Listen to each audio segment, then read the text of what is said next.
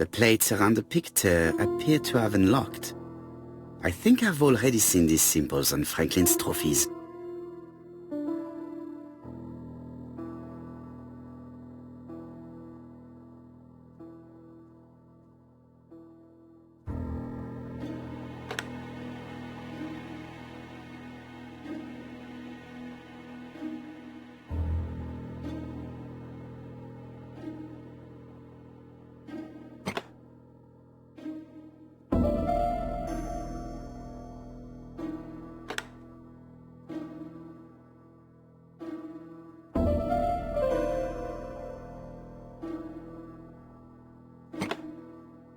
The African kudu.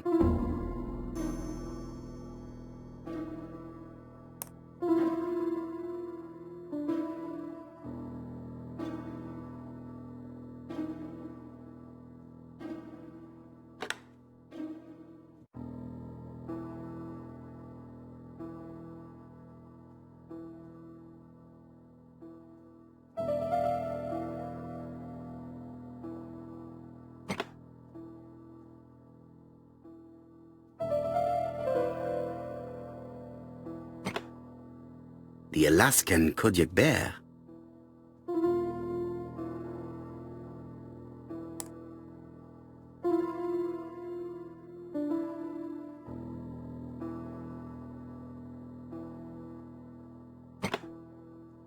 The lion of Sumatra. I heard the sound of a mechanism. Strange way of protecting one's safe. Triangulating one's hunting sites on a map.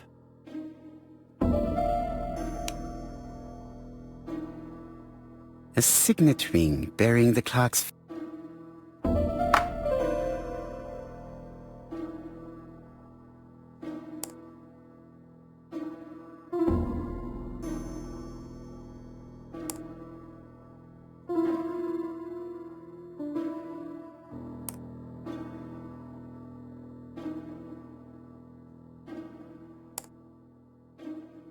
These documents are very likely going to help me for the rest of the inquiry.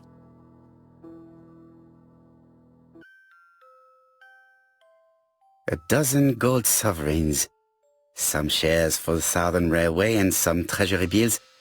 This is not worth much, hardly enough to justify your robbery. Charlotte Clark, Comside, Churston, Devon, to Mr. Franklin Clark, Peninsula Hotel, Salisbury Road, Chim Sha Tsui, Kowloon, Hong Kong, Comside, 1935, January 1st. I wish you with all my heart a happy year 1935. Writing my greeting cards, I have affectionate thoughts for you, always smiling as a child, sailing to distant countries and bringing back to us trunks full of wonder. At home, everything annoys me, starting with this young Thora Sir Carmichael is so fond of. I have nobody to share my feelings with, so I write to you. How can I tell you what happens to me? The simplest way the better. I am doomed. I still have 1 year to live, no more. How do I know? I opened the secret drawer of Carmichael and read a letter not addressed to me. In this letter, Dr. Logan tells my husband in the most direct way the truth he conceals from me. Sir, I know, but my husband doesn't know I know. Please don't tell him. And if he shares the truth with you, act as you are surprised. Carr will probably speak in his usual convoluted way, but I wanted to be the first to announce it to you.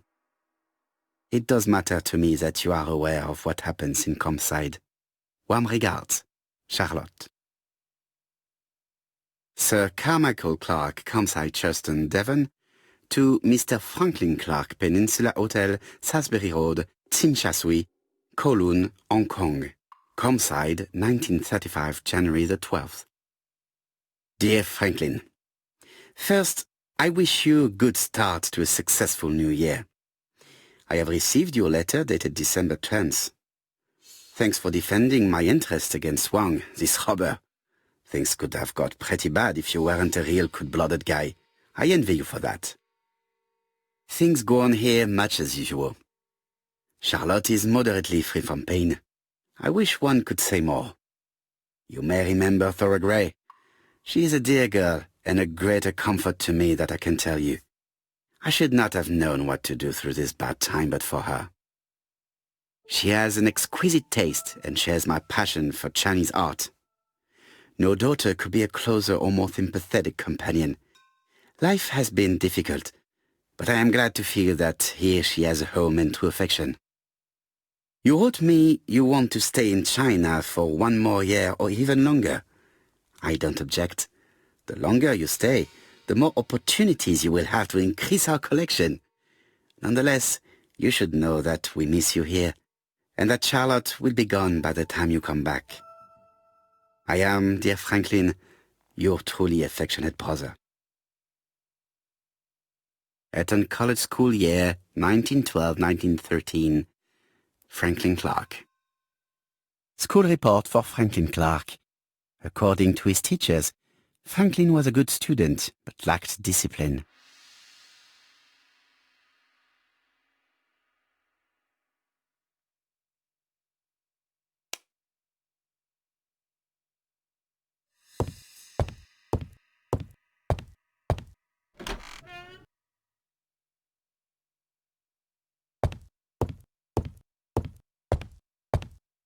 I am not going to leave Comside now. I still have some things to do.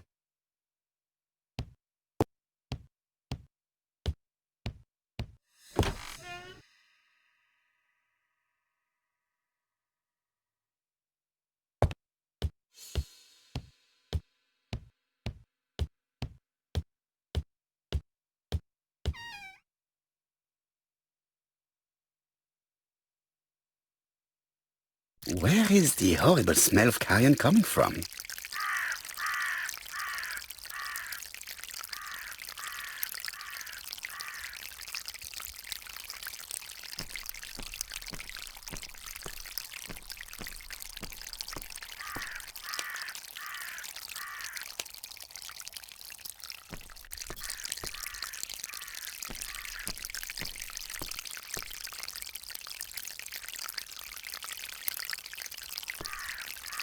I would like to congratulate Clark's gardener.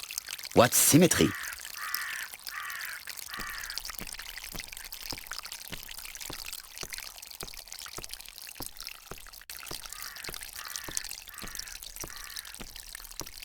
This fountain makes a very relaxing sound.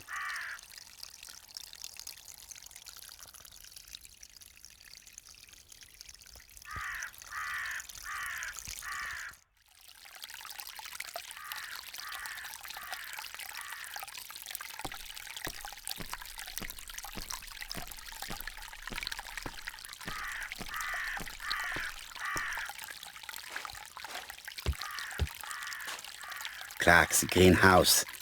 It must hold some rare plants.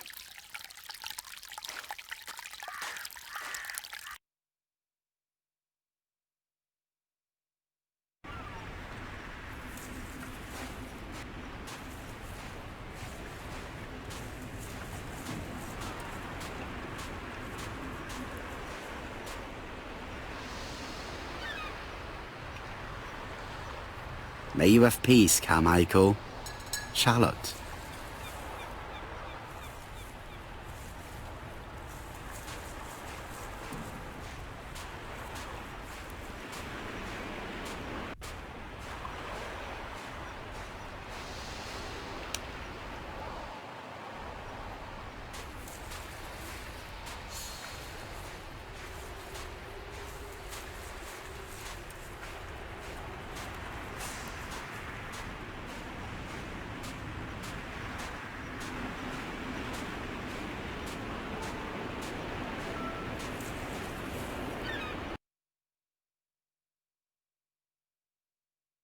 Where is the horrible smell of carrion coming from?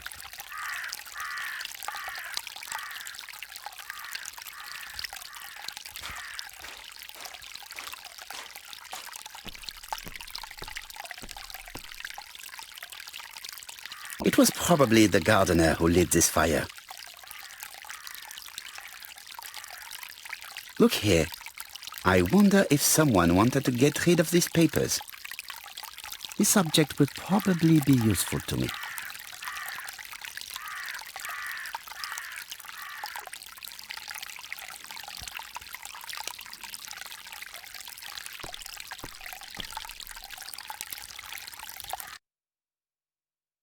If someone has tried to get rid of these documents, they may be important.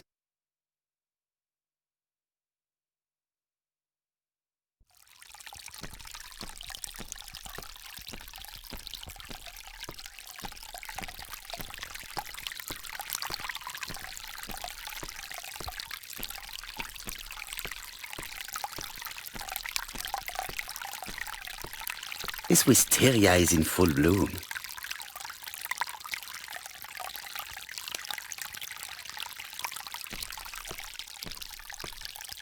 This wisteria is in full bloom.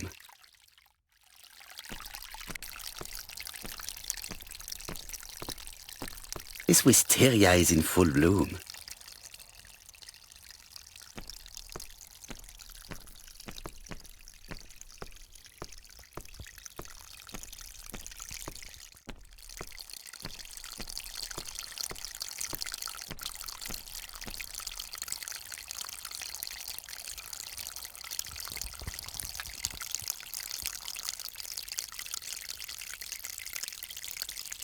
This wisteria is in full bloom.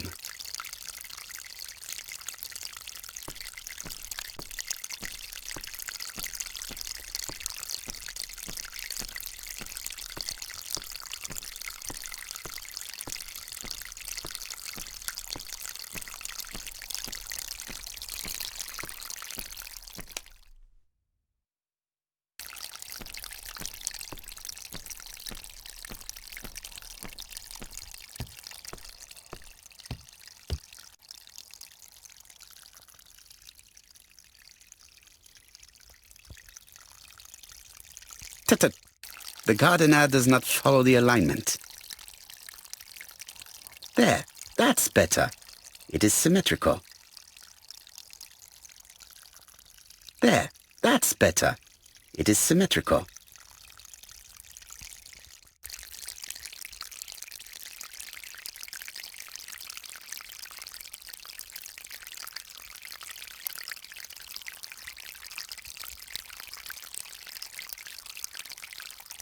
There, that's better. It is symmetrical. There, that's better. It is symmetrical. There, that's better. It is symmetrical.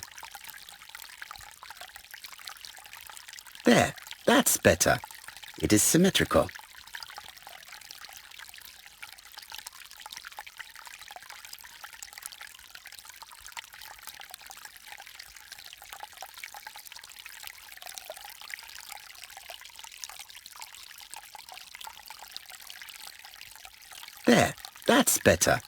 It is symmetrical.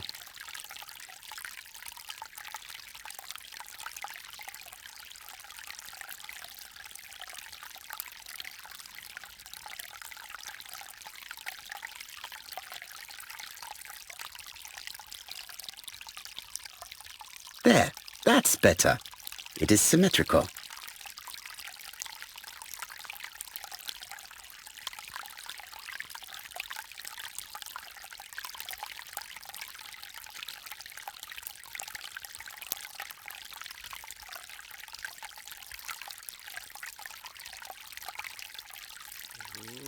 Quando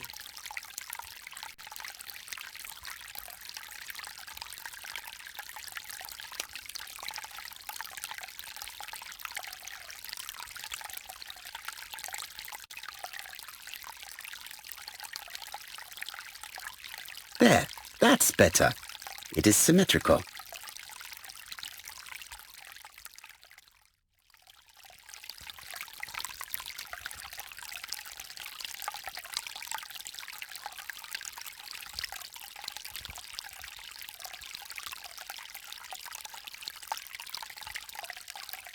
There, that's better.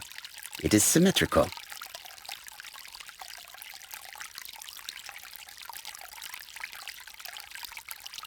There, that's better. It is symmetrical.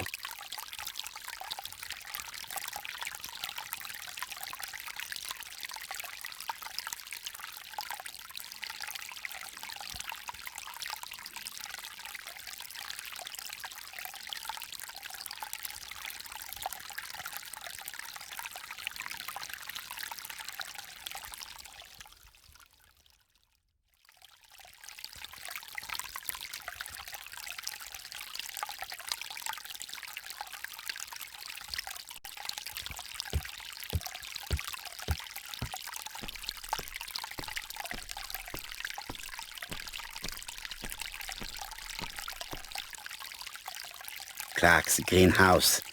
It must hold some rare plants.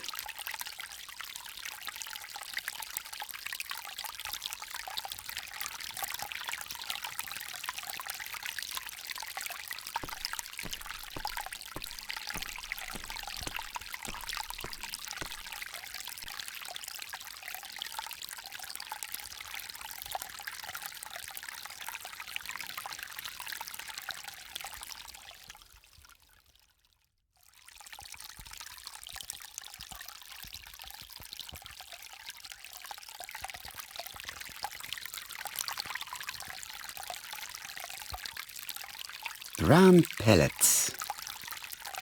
Revolting. Let us now try and get our brain cells to work.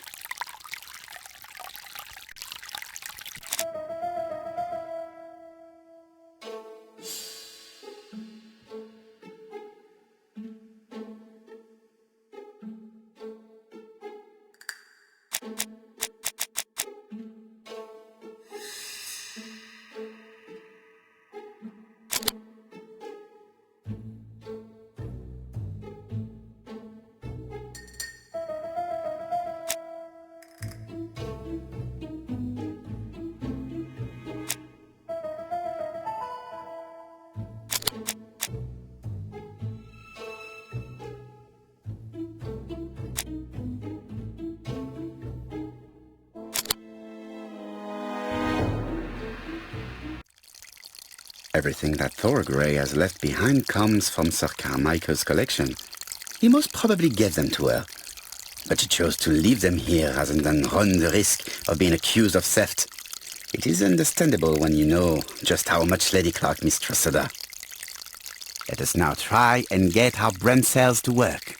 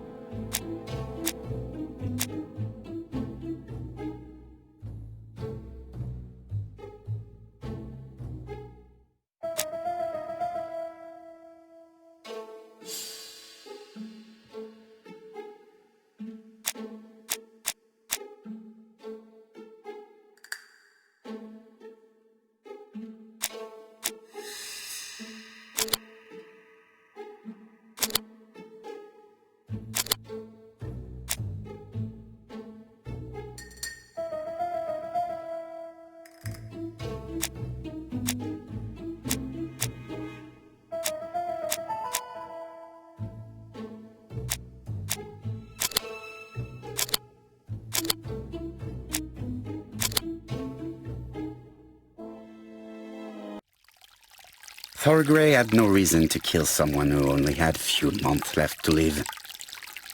The poison she ordered was for rats. The gardener must have made good use of it, considering the stinking remains on the path not far from the property. I've finished here.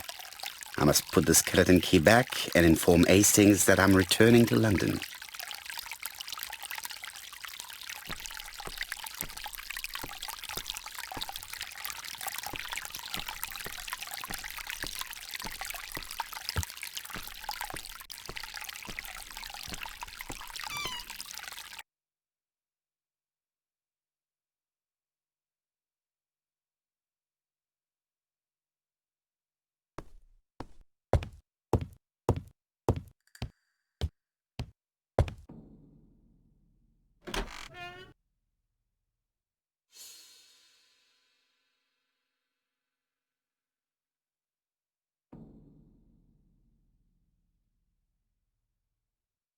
April 1925, Aceh Province, Sumatra.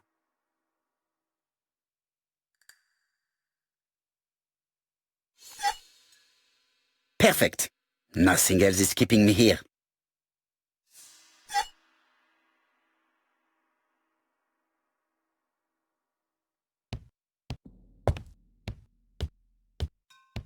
I am not going to leave Comside now. I still have some things to do.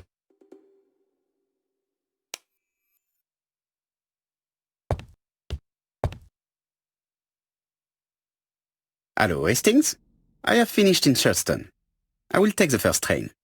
Tell me, do you know how to restore writing on a burnt document? Yes, you just have to soak a cloth with a hydrochloric acid solution and rub the sheet of paper. Then the characters appear. Bien. You have been of great assistance, Hastings. Could you please order the solution as soon as possible? Of course, but what documents do you want to read? You will see, my friend. À ce soir.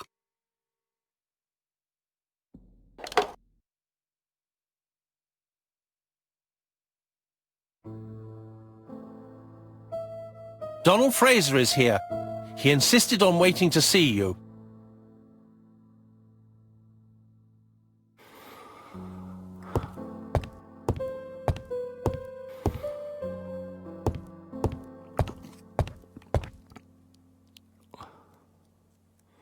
This man is tired.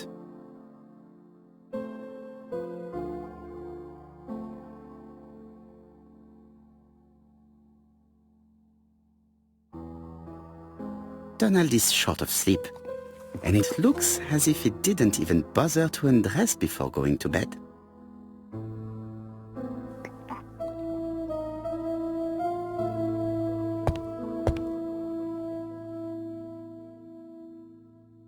Mr. Parrow, I don't know why I'm here.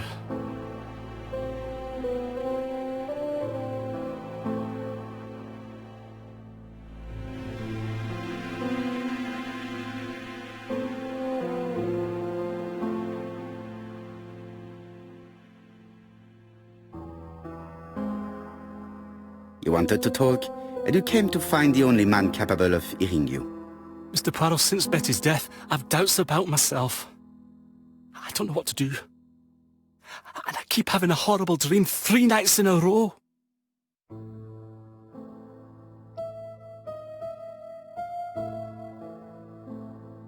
Have a drink, and tell me about this dream.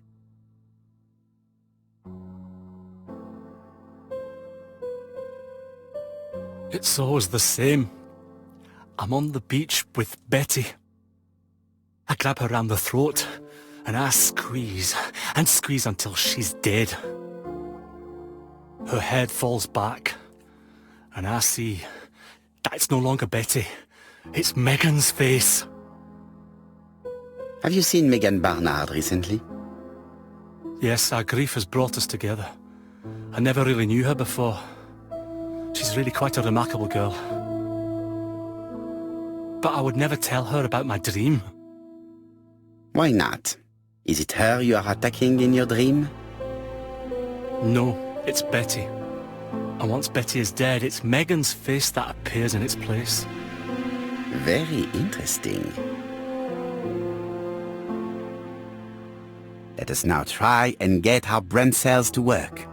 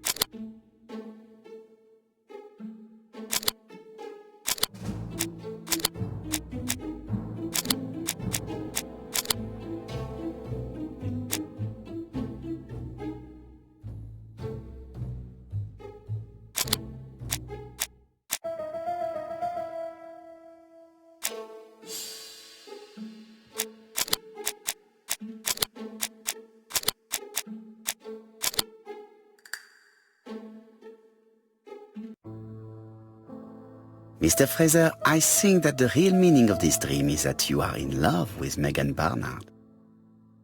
Please go on. Do. This dream certainly betrays your guilt. Oh.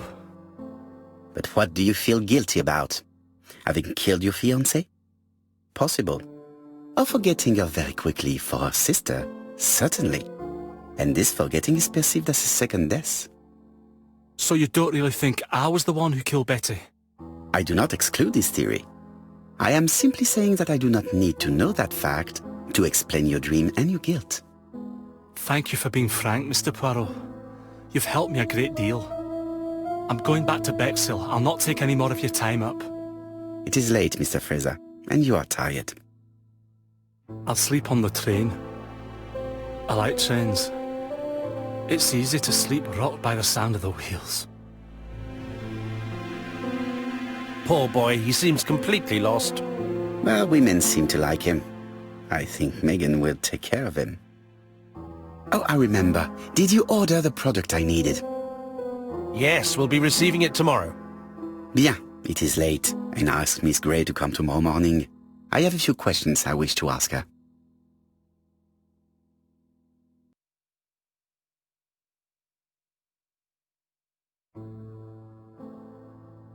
Mademoiselle, I asked you here in order to answer a very important question.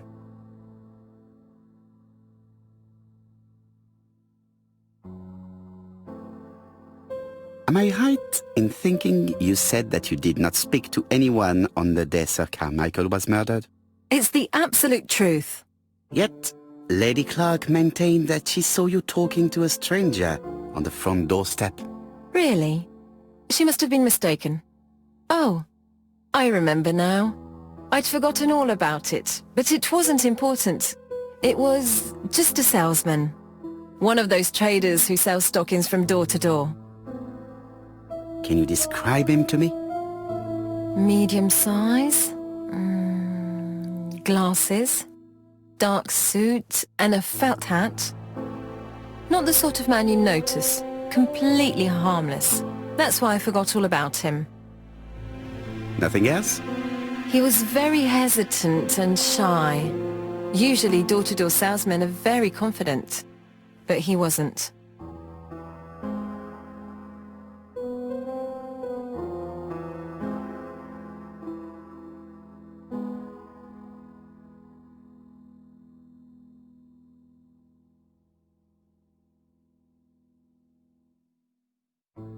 You also forgot to tell me that you had been fired. You never asked me. It was Franklin who led you to believe that I left voluntarily. He's more chivalrous than you. I don't wish to lie. Lady Clark did not appreciate my presence.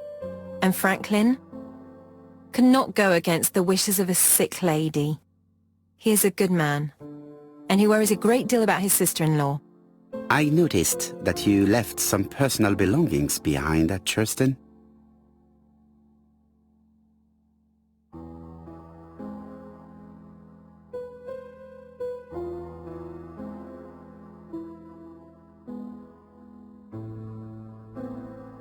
Are you planning on going back to collect them? No. I prefer not to carry the weight of the past. Bien. I must ask you one last question. Please reply frankly with either yes or no. If Lady Clark had died, would you have agreed to marry Sir Carmichael if he'd asked you? How dare you ask such a question? Sir Carmichael treated me just like his daughter. And all that I ever felt him was affection and gratitude, nothing else. Thank you, mademoiselle. I will not keep you any longer.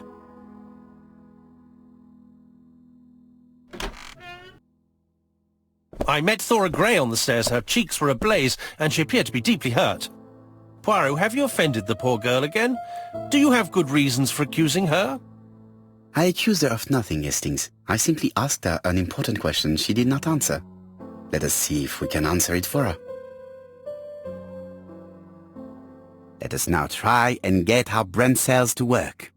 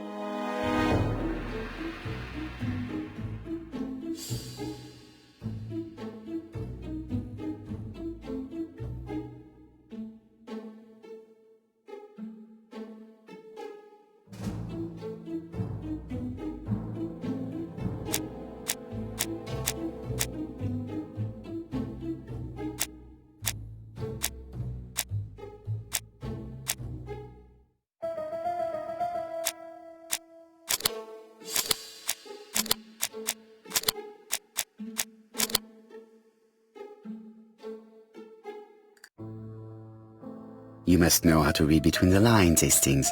When Sir Carmichael refers to paternal affection, he's lying to himself. Read this engraving on the brooch. A dark dragon for an angel with glossy hair. These are the words of a lover, not a father. Lady Clark was not wrong. What if Sir Carmichael had fallen in love with his secretary? That doesn't mean that she forced him to do so. True, there are extenuating circumstances. She is a penniless orphan. But she's calculating.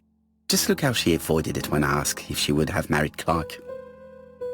I see. You think she seduced Sir Carmichael for her own gain, and that now she is doing the same with his brother. Poirot, your world is a very dark place. Do not get carried away, mon ami. We have another more important matter to settle. Really? Yes, would you believe that Miss Grey taught me something new? Let us now try and get our brain cells to work.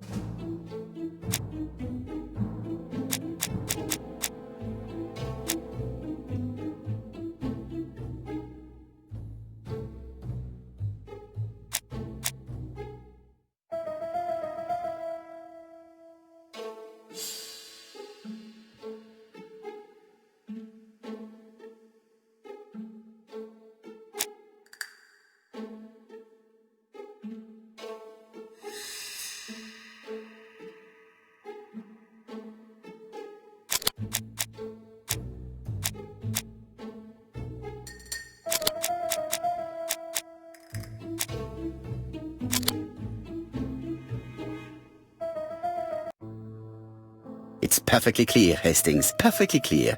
Indeed, a stalking seller visited Andover, Bexhill and Churston on the day of each murder. We have our suspect. This should be of interest, Job.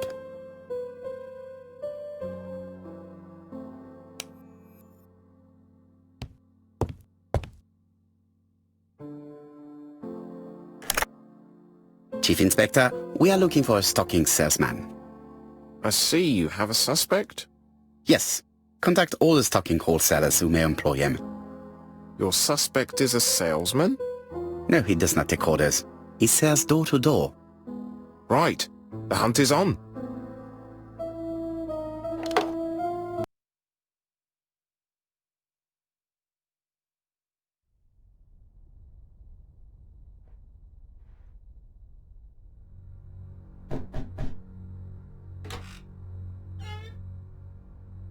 Are you leaving, Mr. Cust?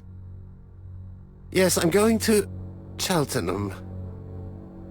You shouldn't travel today. You don't look very well. I have to. I have engagements. I must respect them.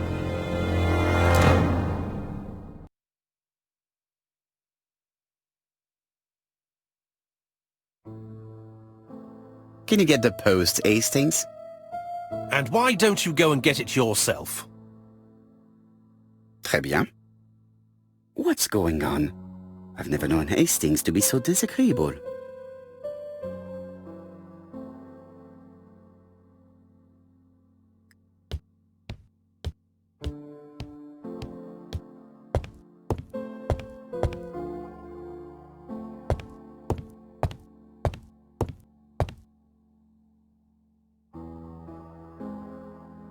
Poor Mr. Poirot. I'm quite sorry for you. If at first you don't succeed, try again. We've a long way to go still. Typery? No, that comes later. Letter T. The next little incident will take place in Doncaster on September 11th. So long. ABC. I should compare this letter with the one on my desk which I received earlier to see if it does indeed come from the same person.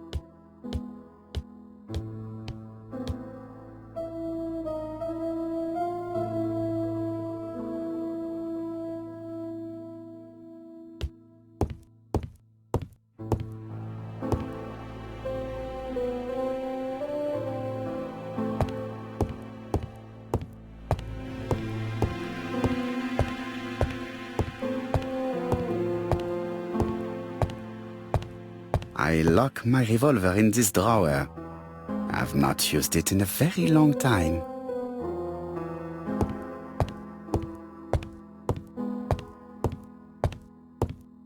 It is not the right time.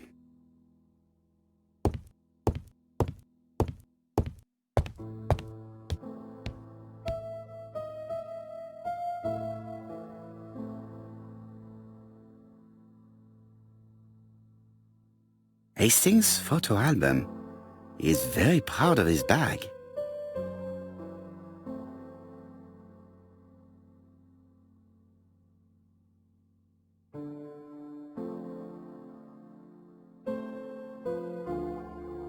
Churston, Devon, population 500 inhabitants.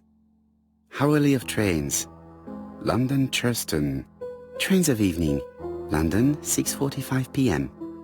Newton Abbot, 11 a.m. Churston, 11:45 a.m. London, 11:45 p.m.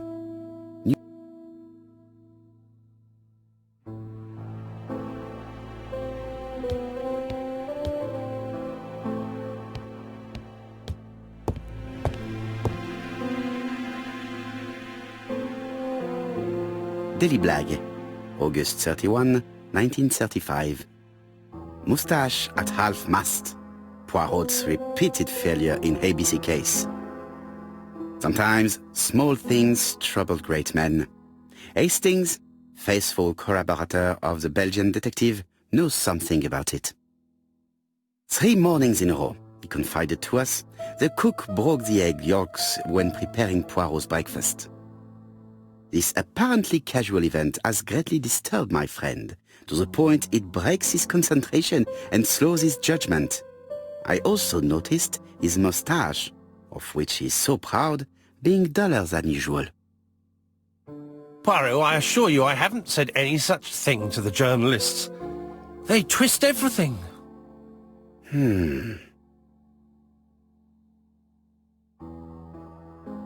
Royal Mathematical and Statistical Society's Bulletin, September the 9th, 1935.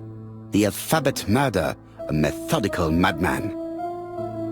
It's highly probable that the alphabet murderer will kill again. Could we possibly estimate the number of victims in his next crime? Yes, and it is easy. As soon as we know the ratio of towns, cities and villages whose names begin with a D and the ratio of English people whose names are spelled the same. On the one hand, the ratio of towns, cities and villages in England with a name starting with D, and on the other hand, the ratio of English people with a name also starting with D. After this initial calculation, it is easy to deduce the likelihood of actually being murdered if you belong to the target population. Go to the last page to find our results and details on the calculations.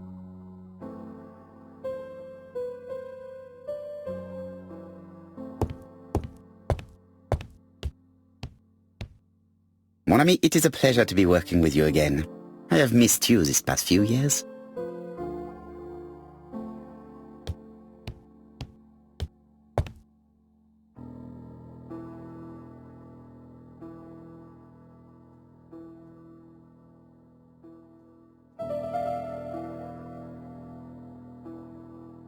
Let us examine this more closely.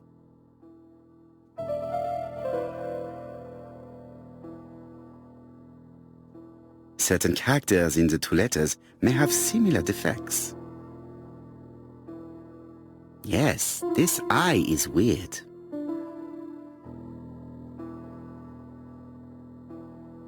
Yes, the I characters in the 2 letters do indeed have the same defects. I have to find some other similar defects to confirm my theory.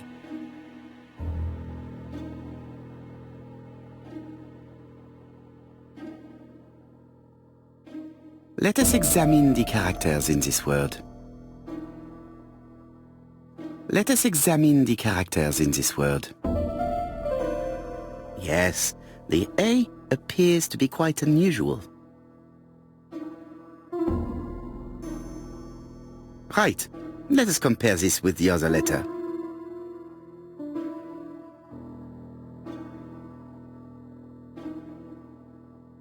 That's right. The A characters in the 2 letters do indeed have the same defects. I have to find some other similar defects to confirm my theory.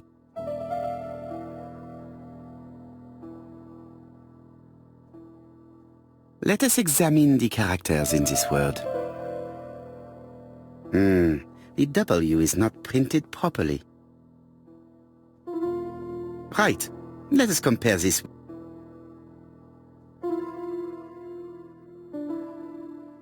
Of course, the W characters in the 2 letters do indeed have the same defects.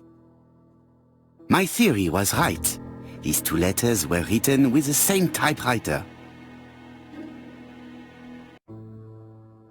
Hastings, he strikes tomorrow.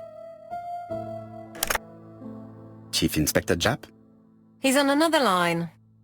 Can I take a message? Yes, please, mademoiselle. It is from Hercule Poirot. Tell him ABC strikes tomorrow in Doncaster. He must call me back. Very well, sir. Bien, now I'm going to see what I can find from these burnt documents. I've received the product I need. Hastings, if you do not mind, I would like you to take a few notes. Yes, yes.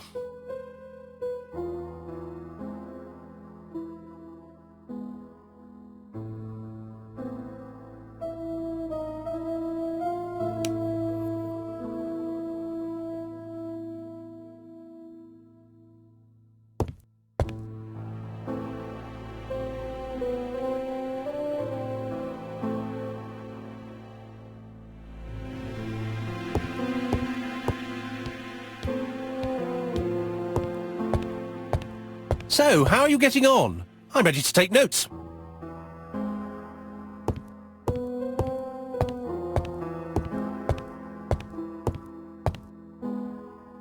Now, down to work. All of this needs putting in order a little.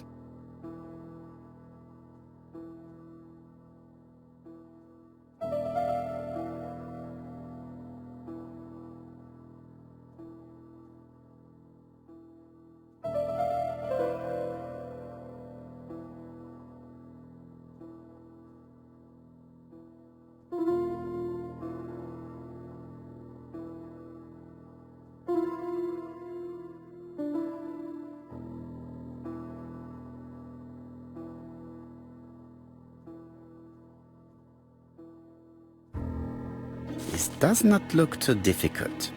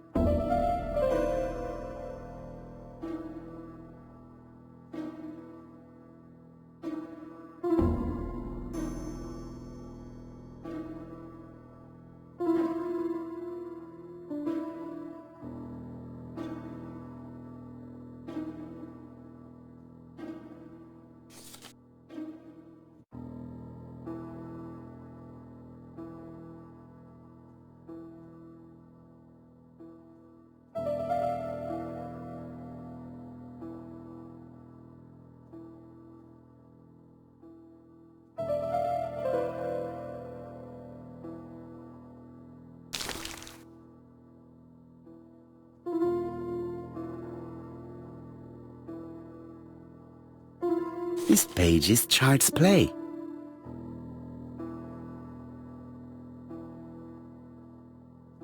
This page is finished. That's done. 3 more to go.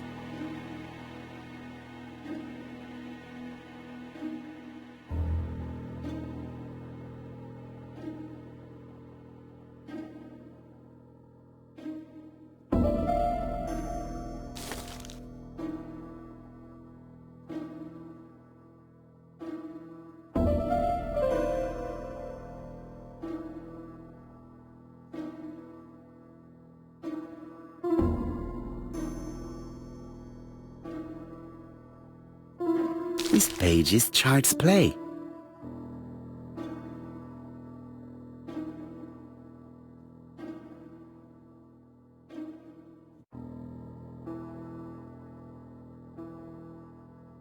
This page will be reconstructed in a flash.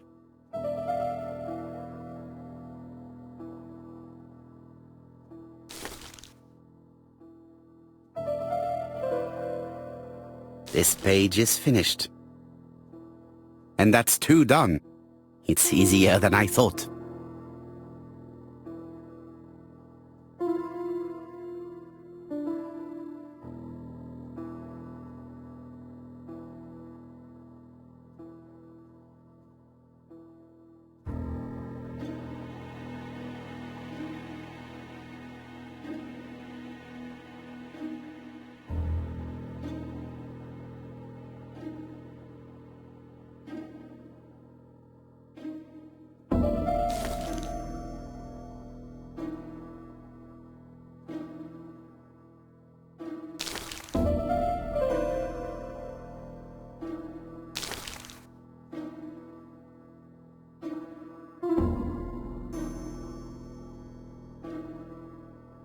It's so simple. This page is finished. Only one more. Keep going.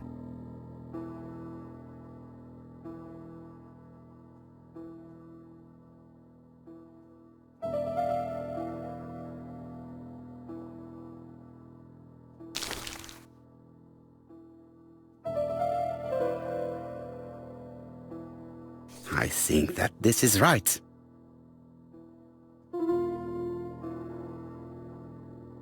This page is child's play.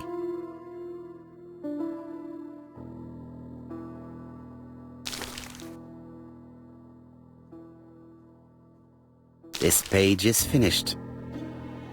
All the pages are reconstructed.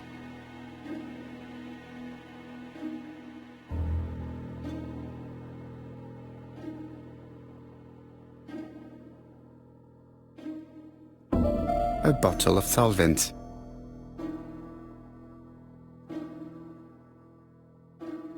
A dry cloth.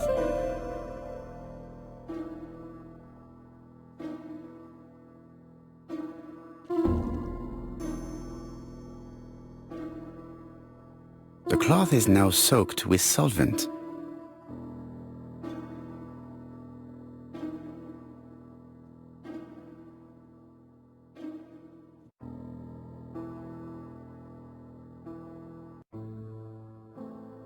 Got it!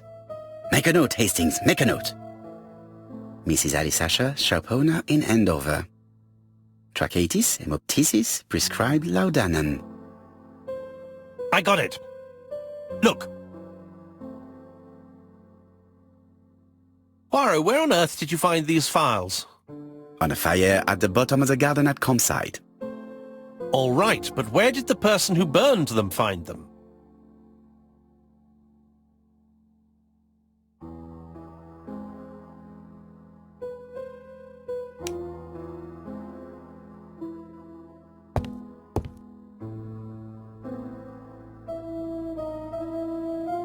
Alice Asher, shopkeeper in Andover.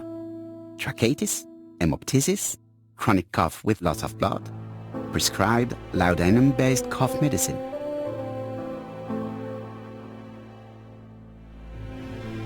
Betty Barnard, waitress in Bexhill. Chronic bronchitis causing dysphonia. Advised to stop smoking. Alexander Bonaparte Cust. War wounded, mustard gas and head trauma. Pulmonary emphysema. Hemoptysis. Coughing fits with blood. Suffers from absences and amnesia.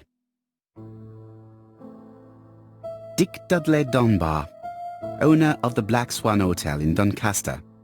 Asthmatic, heart disease, heart condition. Let us now try and get our brain cells to work.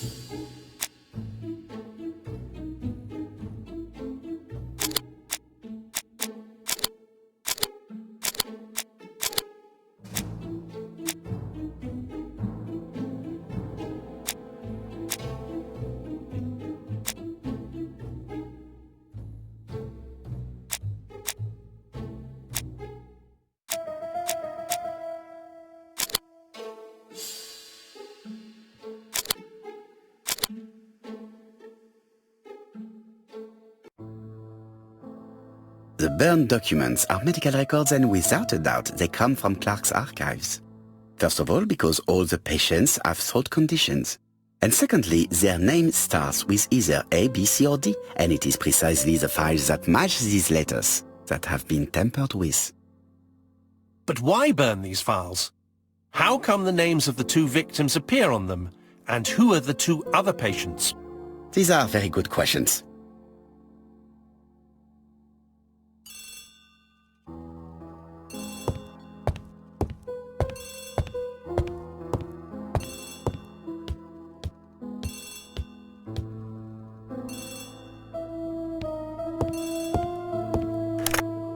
Hello, Poirot? Any news, Chief Inspector? You wanted a stocking seller? We have one. Reported by his landlady who thought he was behaving suspiciously. He has the most unbelievable name.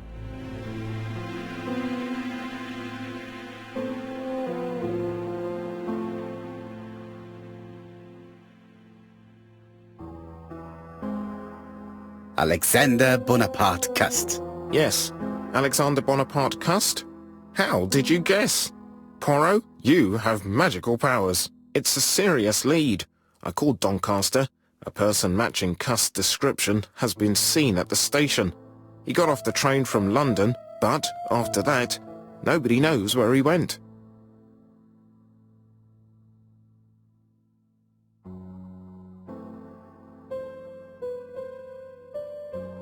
Look for him at the Black Swan Hotel. What? How do you know he's there? Trust me, Chief Inspector. You appear to be very sure of yourself. Very well. I'll call the Black Swan straight away. The owner is going to get a shock when he learns that there's a murderer under his roof.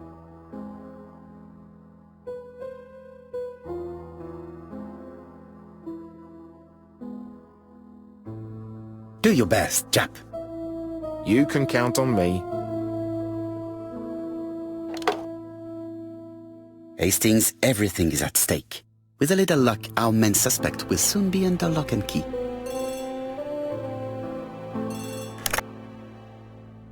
So, has Cust been arrested? Yes, the Doncaster police are sending him by train. That is good news. But why so gloomy, Chief Inspector? Well, when I told the hotel owner that he was sheltering a murderer, he collapsed. He's dead? No, fortunately, but it has taken its toll on him.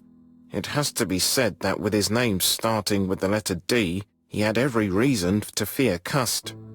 I bet he was going to be the next victim.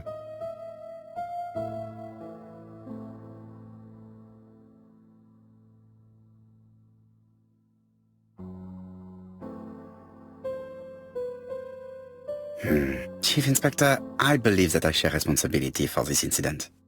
What do you mean? I saw Mr. Dunbar's medical records. His heart was weak. I should have warned you. It's very honest of you to tell me that, Poirot. I appreciate your gesture.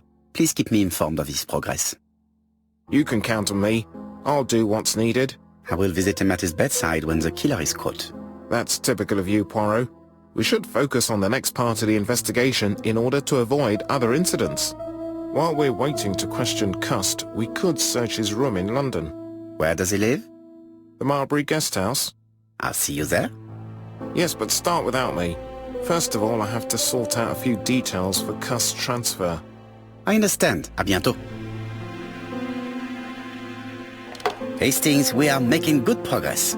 Please go and search the room of our #1 suspect. With pleasure. I did have a dentist appointment, but I'll cancel. The dentist. So that is why you were so nervous and bad-tempered. A visit to the dentist is never an enjoyable prospect. But an unavoidable one. Go to your appointment, Hastings. I will manage on my own.